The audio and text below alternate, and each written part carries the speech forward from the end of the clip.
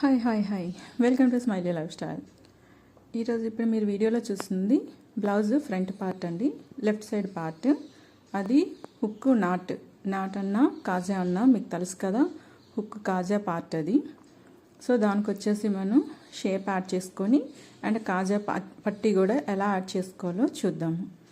చాలా ఈజీగా సింపుల్గా చాలా తొందరగా స్టిచ్ చేసేయచ్చు అండి. మనం ఆల్రెడీ మెజర్మెంట్స్ ప్రకారంగా షేప్ కట్ చేసుకొని స్టిచ్ చేసి పెట్టుకున్నాం. రాంగ్ సైడ్ రైట్ సైడ్ అని ఉంటుంది కదా షేప్, అది కరెక్ట్గా మనం మెన్షన్ చేసుకోవాలి. సో షేప్ అయితే ఆల్రెడీ నేను స్టిచ్ చేసి పెట్టుకున్నాను. ఇప్పుడు దాన్ని ఏమొచ్చి స్టిచ్ చేద్దాం. Okay come on.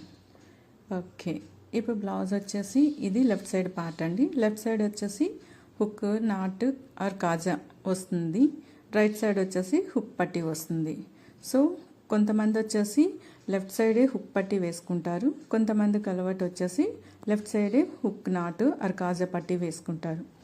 ఇప్పుడు నేను స్టిచ్ చేస్తుంది అయితే హుక్ కాజా పట్టీ అండి. షేప్ యాడ్ చేసుకుందాం ఫస్ట్. మరి కరెక్ట్గా షేప్ వచ్చేసి ఒక హాఫ్ ఇంచ్ ఎక్స్ట్రాగా నేను ఎప్పుడూ తీసుకుంటానండి. ఆ హాఫ్ ఇంచ్ ఎక్స్ట్రాగా ఉన్నప్పుడు తర్వాత కట్ చేసుకోవచ్చు. ముందుగా అయితే మనం ఒక హాఫ్ ఇంచ్ ఎక్స్ట్రాగా తీసుకోవడం బెటర్. ఇది నా అడ్వైస్. ఓకే, సో ఇప్పుడు షేప్ అయితే యాడ్ చేసేసామండి. ఇప్పుడు ఒక స్టిచ్చింగ్ చేసుకుంటాము.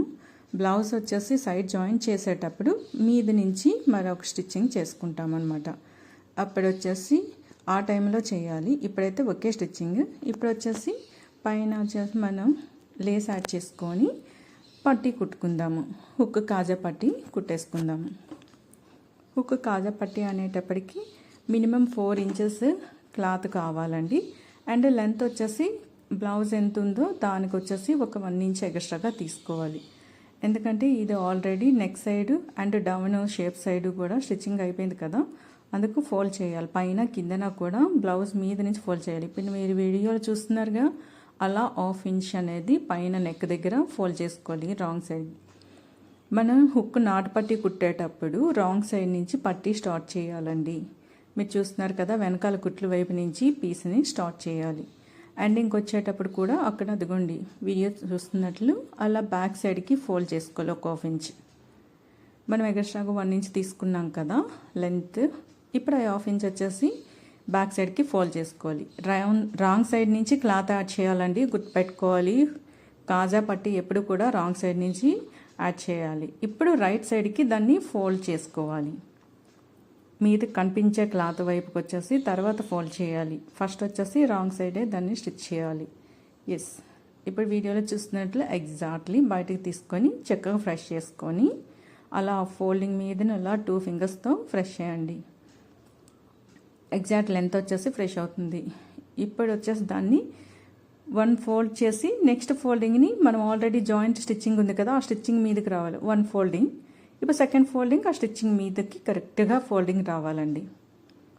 ఓకే, 4 ఇంచెస్ మనం క్లాత్ తీసుకున్నామంటే కరెక్ట్గా హుక్ నాట్ పట్టి బాగా వస్తుందండి. కొంతమంది 3 ఇంచెస్ తీసుకుంటారు, చాలా చిన్నది అయిపోతుంది.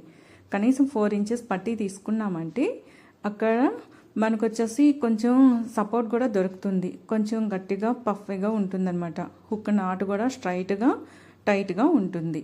కరెక్ట్గా ఫిట్టింగ్ టైంలో బాగుంటుంది హుక్ నాటు కుట్టుకోవడానికి, అదే కాజా కుట్టుగా. ఓకే, ఇప్పుడు ఫోల్డ్ తీసుకున్నాం కదా, ఆల్రెడీ ఫస్ట్ క్లాత్ యాడ్ చేసిన అదే స్టిచ్చింగ్ మీద ఇప్పుడు స్టిచ్చింగ్ రావాలండి. స్టార్టింగ్ స్టిచ్చింగ్ వచ్చేసి రఫ్ చేయాలి.